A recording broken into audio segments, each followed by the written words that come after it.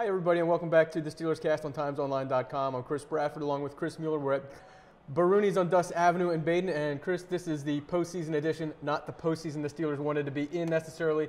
Their season is over after last week's loss to the New England Patriots in the AFC Championship. Yeah. Kind of a bitter ending, or a bittersweet ending for, I think, what was a pretty good season. What was your takeaway from the game in New England? I mean, it was, I think, what everyone took away from that. Really, just the season ends on a sour note, complete sour note. It's not like the Steelers went into New England and put up a fight. They really, got beat pretty badly. The defense, especially Tom Brady had his way.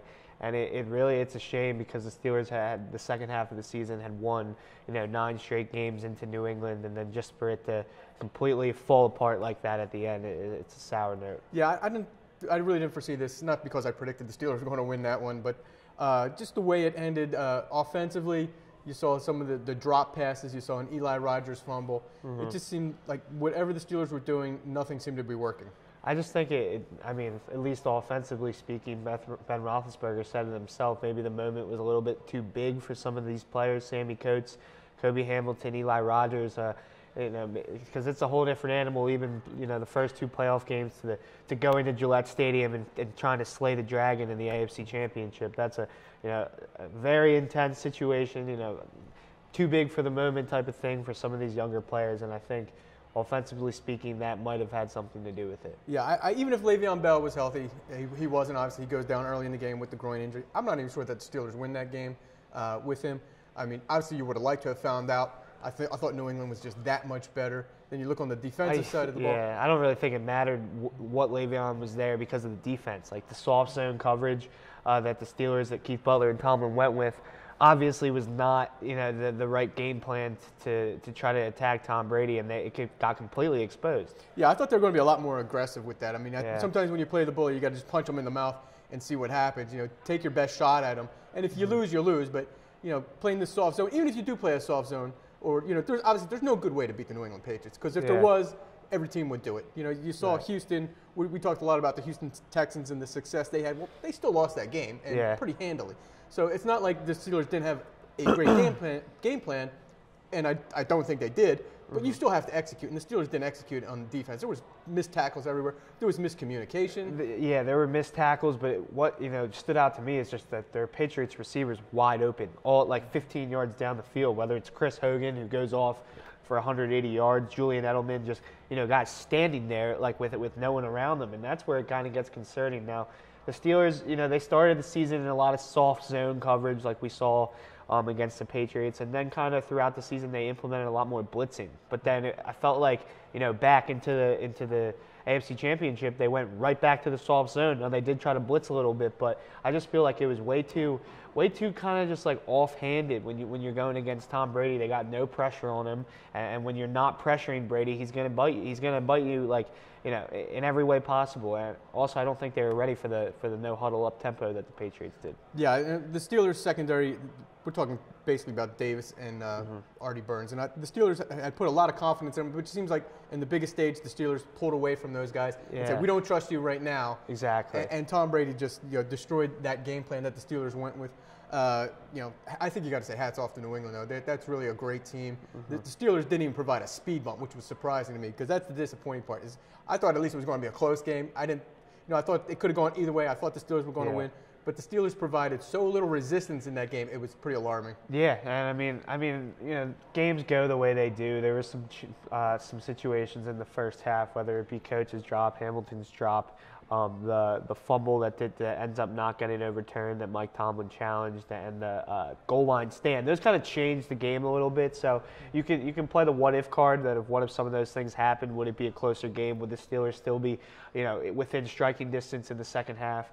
But I mean, you got to tip your cap to Bill Belichick. He's arguably the best coach of all time. He has the Steelers number, especially Mike. Out of it, there's maybe a handful of teams, given the Jets with Rex Ryan. Mike Tomlin is up there too in terms of Bill Belichick really being like, the Pedro Martinez, like, who's your daddy type thing with the Yankees and Red Sox. That's what it's going to be like with the Patriots and the Steelers. Just like, for some reason, especially in Foxborough, the Steelers do not have an answer to Tom Brady and Bill Belichick. Yeah, and I don't want to say it takes away from the season, Because I think looking back at the season as a whole, I think you have to say it is a step in the right direction. Yes. 2014 they get to wild card, 2015 divisional round. This year the AFC Championship is on the offensive side of the ball, where the Steelers thought they were definitely ready, that this was a team, even without Martavis Bryant, could still get to the Super Bowl. But now we're left with some question marks about the big three of Ben Roethlisberger, Le'Veon Bell, and Antonio Brown. This week, Ben Roethlisberger on his radio show says he's not sure if he's ready to commit to playing in next season. Then you have Antonio Brown. There's been some talk about him and maybe his me-first attitude, if you will. Le'Veon Bell is going to be a free agent. Not sure that he's ever going to reach free agency. I think franchise tag is probably the most likely scenario. But this is kind of another thing that you didn't expect the Steelers to be talking about. Here we are just a few days removed from losing in the AFC Championship. Yeah, I mean, I think everyone, when the wheels fall off, everyone wants to just point at things and all the negativity comes out. For one, I can put money in betting man. I'm sure you would too. Ben Roethlisberger will be back next season. I think there's too many reasons for him not to. Obviously, he will be 35 in March, but he still has 3 years left on his contract. He still has a lot of young weapons around him. I mean, I just don't see why he would retire at this stage of his career when he has like a short window left where he's in position to win a Super Bowl. Yeah, I think if I was Ben Roethlisberger, great quarterback, but he needs to not speak to the media. He needs to lose that radio show. Come on the podcast with us and talk about it. Because when he starts hinting at possibly retiring, what message are you sending by going public with this? I don't understand. Why are you talking publicly about this? I mean, something that's always been well known is that Ben is very calculated with the things that he says to the media sometimes. Sometimes I don't know that he is. I mean, and the thing is, I've been thinking about it. Why would he possibly say this? And, maybe there is one area where he's trying to get the message across to the organization that Ben's 35 and he's not getting any younger. And he probably has like a short window now to win a Super Bowl. And maybe it's kind of trying to send the message that, all right, you guys need to do everything you can right now to put things around me to win a Super Bowl. Like, there's no kind of wait and see for the future. Like, I mean, this is all speculative, of course, but like what I took from it was that he was kind of sending a message to Colbert, Tomlin, whoever you want to say, like, hey, I'm 35. We gotta win now. We gotta do everything we can to win now. And I think directly was saying, hey, get me some more help with some wide receivers, because Kobe Hamilton and Sammy Coates and maybe Eli Rogers thinking, okay, maybe he's all right. But those two guys in particular, maybe they're not ready for this stage, the AFC Championship, or any stage, because I think maybe that's part of the problem. He doesn't have enough weapons around him. Ladarius Green, we're going to talk about him a little bit later, but that thing pretty much blew up in their faces. Yeah. He only played a handful of games this year. So I get he's frustrated, but I just don't know why he felt the need to say this publicly. I think that's kind of thing. It's great for us in the media because it's giving us stuff to talk about. But if I'm him, you got to keep that stuff in-house. Okay, so if we say Le'Veon Bell is definitely franchise tag, he's going to be back next season, or they do a contract extension, well, then the other big contract will be Antonio Brown. And then there's questions, well, do you keep him around because of some of the distractions that he's caused, not just the Facebook Live video, but some of the excessive celebration stuff that's hurt the team. So some of these other things that it starts to add up. Maybe the Steelers, do you see the Steelers walking away from Antonio Brown? No, 100% no. I think that's just overblown hype. I think a lot of the media, they just, all right, how much really has his distractions hurt the team? His excessive celebrations, what they've given him 15-yard penalties, they've fined Antonio Brown. Really, in the grand scheme of things, is that worth walking away from arguably the best receiver in the NFL? In my opinion, no. And the other thing to look at, maybe you say, all right, Antonio's me-first attitude is kind of, a bad leadership role for some of the young receivers, whether it's Sammy or Eli Rogers. Yeah, okay, like Jesse James, some of these young Le'Veon. But he's also the hardest worker on the team. And if that shows any kind of leadership role, that, hey, look at this guy, look how hard he works to get to where he's at. I mean, I think it's kind of nonsense that people are talking about it. No, I agree. He will definitely get that contract extension. But I do think the Steelers, and Mike Tomlin in particular, has to sit down with him and just lay down the law and say, no more of this. We're going to give you this money. You got to start acting a certain way. Be a professional 24/7. None of this talking only on Friday to the media stuff. I think he's a guy, he's maybe gotten a little bit too big for his britches, with the Dancing with the Stars stuff, all the TV commercials. I hate to say that it's kind of almost a caricature of himself, but it's almost become a caricature of himself. The production on the football field is great, but then when you see, players and you hear the rumors or the whispers of he's not a team-first guy, that he cares more about the stats, that gives you a little bit of pause. Now, what he can do on a football field, not many or anybody, I think, can do that. Yeah. You know, and I think they will have to get things smoothed over. But I suspect the Steelers will be back. And when we come back, we'll be looking at the Steelers position by position and see how they did this season. We'll give a little bit of grades on how they did. Hi, welcome back to Steelers Cast on TimesOnline.com. Bradford, Chris Mueller. We're going to go over quickly now the Steelers position by position, and we start, of course, at quarterback with Ben Roethlisberger, the franchise quarterback. Not his best season, but I think you know, certainly good enough to get the Steelers to where they are, in which that's where you want to be. Yeah, I mean, he did still get, make a Pro Bowl. He's not going to go do it, but I mean, I think he started out the season really well, the first 5 games, and then he kind of got that knee injury, kind of slowed him down, a little inconsistent. I mean, but we saw in the second half of the season, the Steelers, Ben didn't need to be, great because they leaned on Le'Veon. I don't think he threw, or, he didn't have 300 yards passing, a lot later. Until the New England game, the second half of the season. So, I mean, yeah, exactly what you said. He did enough to get them to where he was, but they also weren't leaning on Ben like they had in the past. Yeah, that was kind of a departure for the Steelers going towards the running game so heavily. And also that I think one of the concerns, and this has kind of been a thing over the last 2 or 3 years, is the home and road splits, him not playing as well as he should away from Heinz Field. I don't have any I don't know if that's just an outlier or how to put that, but I don't think that's a great concern at this point. No, neither do I. And I mean, I think they could have leaned on Ben if they needed to, but the fact of the matter is they didn't have a number 2 receiver, and they really couldn't. And I think that's why the huge adjustment was. I don't think it had anything to do with how Ben was playing. It was more of what was happening around him. So going into next season, he's the least of your concerns as long as he does come back. But this does raise the question: do the Steelers then draft a quarterback? Mm-hmm. Do you? I don't know. I'm not.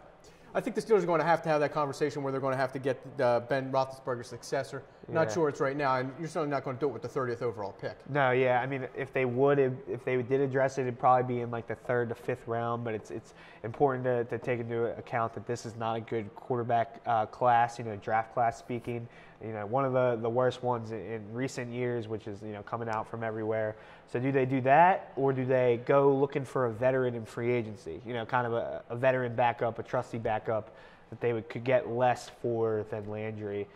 So there is a lot to shake out, behind Ben Roethlisberger in terms of what they're going to do, because I don't think they're comfortable with Mettenberger being his backup either. No, and if last year was any indication that Zach Mettenberger would then probably get 2 starts at least, because Ben Roethlisberger, with his injury history and his age, he could get some playing time. So, yeah, the quarterback position, if Ben Roethlisberger stays true to his word, even if he isn't true to his word, but they're going to have to think about it because he will be turning 35. And that leads us to the running backs with Le'Veon Bell. Certainly gets the top grade, I think, on the entire roster. I think he was the single reason that they won the 9 straight games and got him into an AFC Championship. Yeah, completely. And I think just for, financial, NFL's in business, they'd obviously like to pay Le'Veon a lot of money, but there's still some risk with that in terms of his, suspension history. Has he turned a new leaf, or is he still smoking pot on the side? How many more chances are the Steelers willing to give if they sign him to a long-term deal? And then also his injury history, which he got through this year, healthy.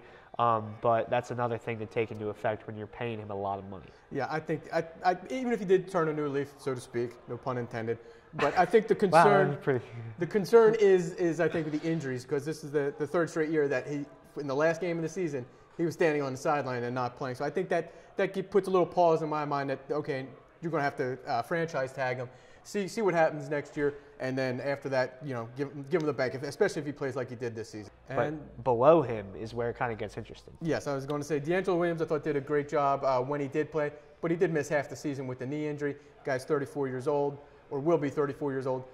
He had a great 2-year run here in Pittsburgh, but I think it's time to part ways with him. Yeah, he did say after the game he's chasing Super Bowl rings, so he obviously would like to be back in Pittsburgh. I don't think they're going to do it, though. I think at his age, he's been a great insurance policy, but I mean, how much does that really matter if he isn't on the field, if he is getting the injuries, and if Le'Veon were to go down and the Steelers needed to ride him for a good portion of the season. So, I mean, Fitz-Toussaint, he's still there. But then do they go free agency? Do they go to the draft, maybe in a later round pick? I mean, because there are a lot of more needs, where you can't waste a 2nd or 3rd rounder on a running back. So it's like, I think one of the interesting options is on the practice squad with Carlos Williams. You saw he had some success in Buffalo. He has had some off-field issues, but he did have success in Buffalo last season. Yeah, I mean, I know he has one game remaining, to serve a suspension. So ideally, if he did make the roster out of camp, he could be eligible to play in week 2.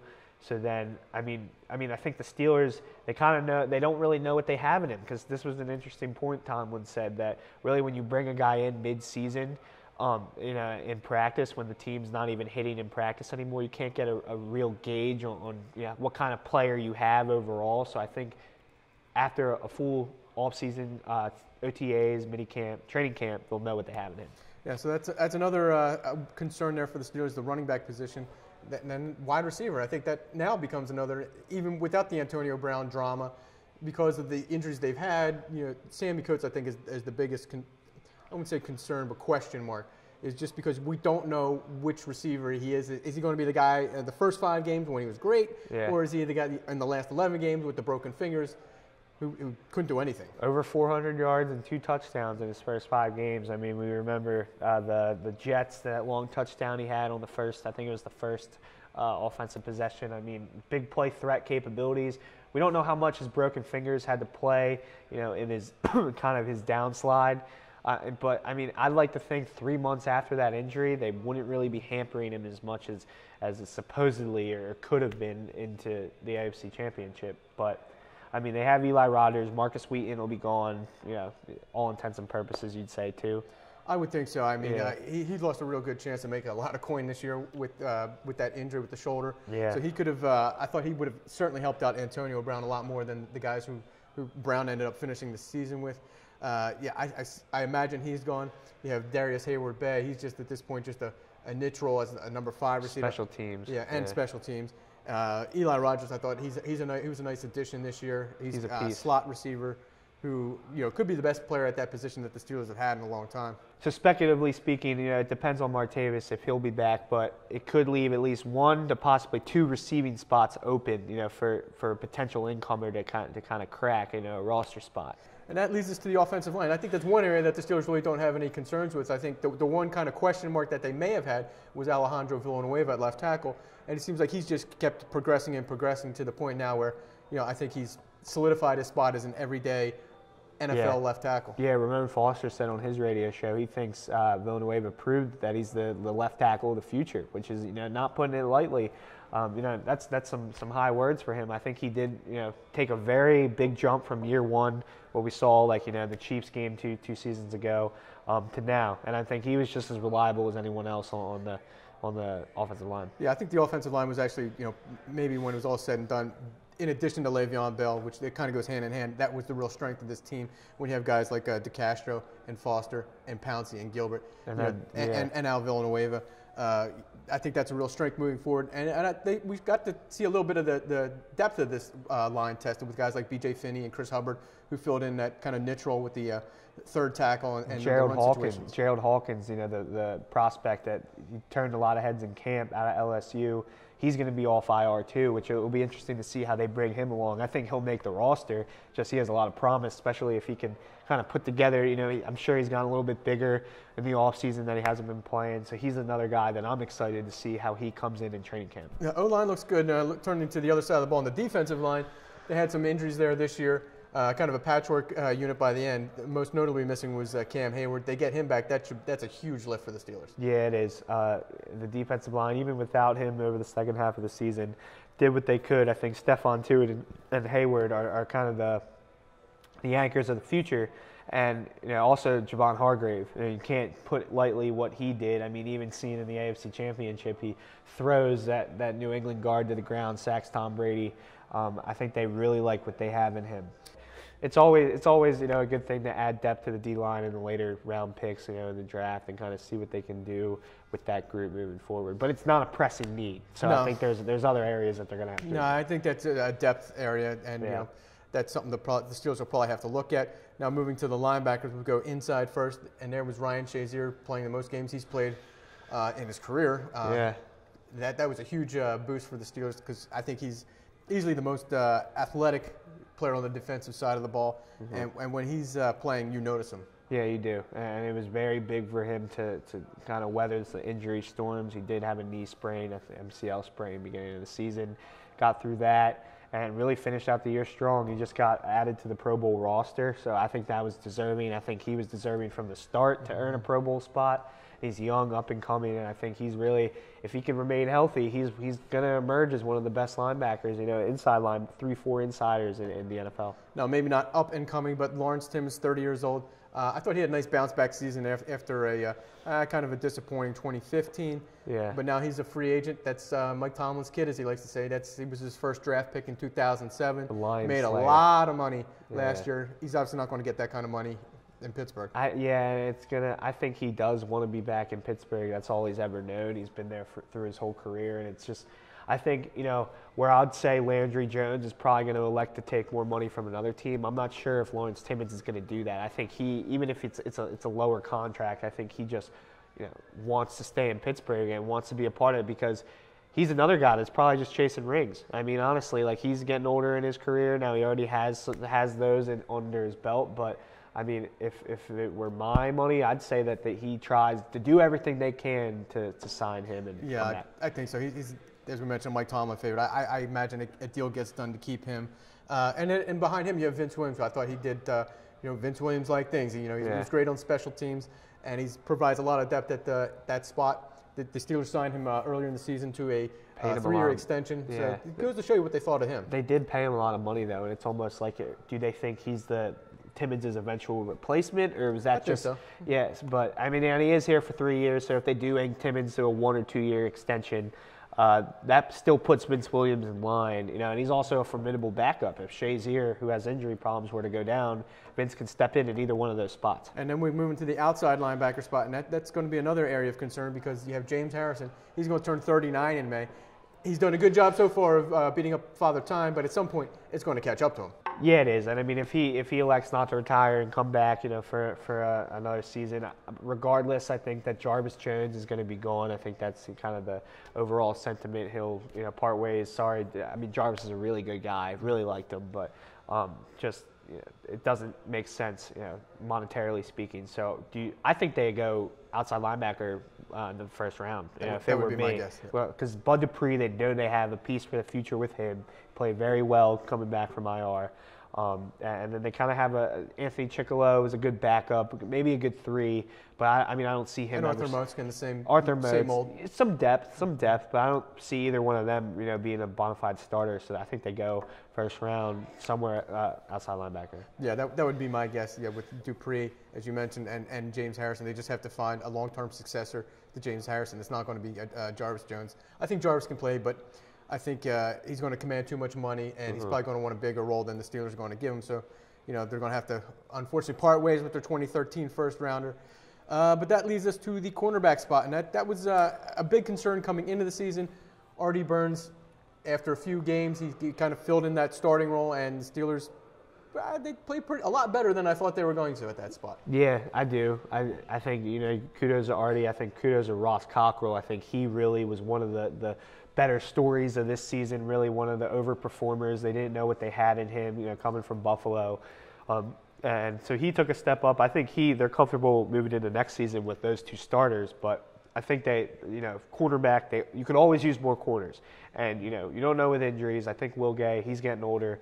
He's a good nickel guy, but I think they need depth at that position and possibly free agency, possibly a mid-round pick. I think they have to address the position. I think one of the X factors for the Steelers is going to be the health of Senquez Golson. He was a guy that was kind of penciled in to be the slot corner at the beginning of the season. Didn't happen, of course. He's missed the past 2 years, going on to IR with foot and shoulder injuries. That was the year before, was the shoulder. But he's a guy they took in the second round. He was supposed to be one of the building blocks of this defense. If he is as good as they thought he was back 2 years ago, that's another piece in the puzzle for the Steelers. I don't think they're going to be comfortable just relying on the chance that he comes in and is healthy. I mean, I just think, how can you? He hasn't even practiced. He hasn't even gone through a training camp practice, let alone a game. And I mean, yeah, he's a good question to have, or a good story. He's obviously worth bringing in or staying with it. But I think regardless, he hasn't changed the outlook that they have to address corner. Yeah, I suspect the Steelers will have to maybe take another cornerback either in free agency or the draft. And I think even Ross Cockrell, as good a story as he is, if they could get an improvement there, I think that they wouldn't dismiss that. But, I think for the most part, the Steelers are pretty good at corner, could get better. Safety, I think that issue's finally been solved. We know who it is. It's going to be Mike Mitchell and Sean Davis. Yeah, but then the question also remains, how long can Mike Mitchell kind of stay in that starting role? He is a veteran, not getting any younger. I believe he will turn 30. Yeah, he will turn 30. He has played he played very well this season, and I think improved a lot from the season before. And what you have in Sean Davis. He's the safety of the future. But do you maybe bring in? I mean, I don't think it's warranted addressing this year when you have Rob Golden as a backup. But I think the years to come, Mike Mitchell's spot is somewhere they're going to have to watch. Yeah, I agree wholeheartedly. Mitchell's still got 2 more years under contract. At some point, they're probably going to have to address his replacement. But good job from him. And Sean Davis is really, he was a second-round pick, so I don't want to say it was a surprise, but he was exactly what the Steelers needed. And when you draft guys, sometimes you don't know what you're getting. But he actually lived up to the billing with his physical play. Yeah, he did. And he's just versatile. Can cover the run and the pass, and really improved when they said, "All right, Sean, you're going to just play safety. We're not going to try to make you a hybrid nickel safety guy." And that's where he really took off. Yeah, and the Steelers probably could use some depth there. You mentioned Rob Golden. I think as a special teams player to go, he's a good special teams guy. As a safety, I'm not so sure. I think there was a reason why he's been on special teams for his whole career. Just seeing him watch Chris Hogan, make a wide open catch in the back of the end zone, that did it for me. I mean, I'm just being sarcastic, but I don't think you can really use him at safety and be comfortable over the course of an entire season. All right, and then finally, that's going to take us to the specialist kicker, Chris Boswell.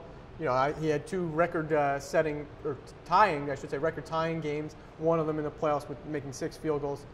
I think the Steelers probably stepped into some gold there last year when they signed him. Yeah, I think he's the long-term guy at kicker. He had a little bit of inconsistency, with some extra, or at least.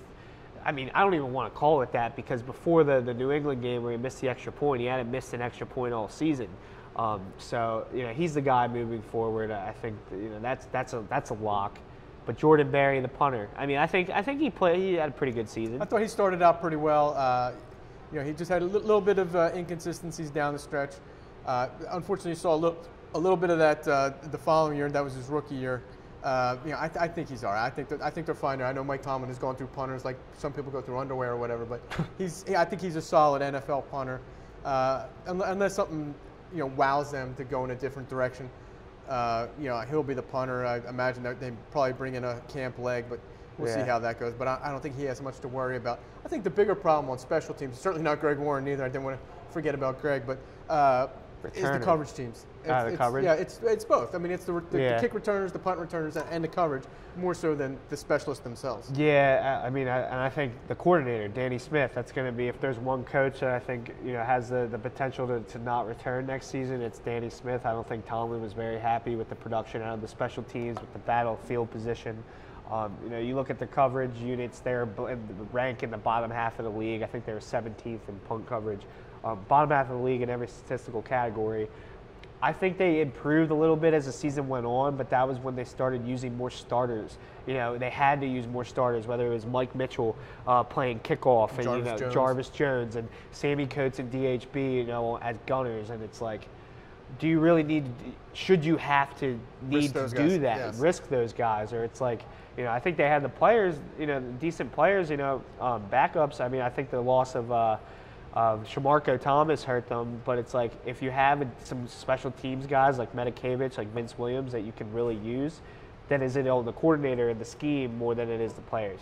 Yeah, I think that was one of the biggest problems for the Steelers all season was their lack of in the coverage teams. And then the return guys themselves, you have Antonio Brown still returning punts, which is not probably a good idea at this point. It wasn't a good point 3 years ago. Yeah. They probably got to get away from that one. And that's where a guy like DeMarcus Ayers, maybe he carves a niche just as the return guy. Yeah, he does. I mean, punt return guy, but then it's kick return. They don't. I mean, Fitz Toussaint and Coates were they were using them. They weren't productive this season. Justin Gilbert, noted kick return guy in college, he didn't really do much. So, I mean, it's like can you really waste a roster spot on just returning, or do they need to find maybe a corner in free agency or the draft or receiver that can also, be a weapon in that game? It'd be interesting to see if Mike Tomlin finally does go with the cornerback as the return guy, because when Justin Gilbert was doing there for a little bit, that was kind of a noteworthy accomplishment because he usually stays away from using defensive players on that side. But certainly something to keep an eye on next season as the Steelers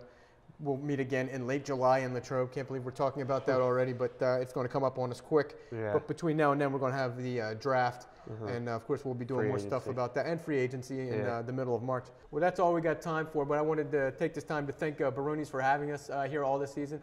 Great food, great service. We loved our time here. We hope we can do it again next year. For Chris Mueller, I'm Chris Bradford. We'll see you next time.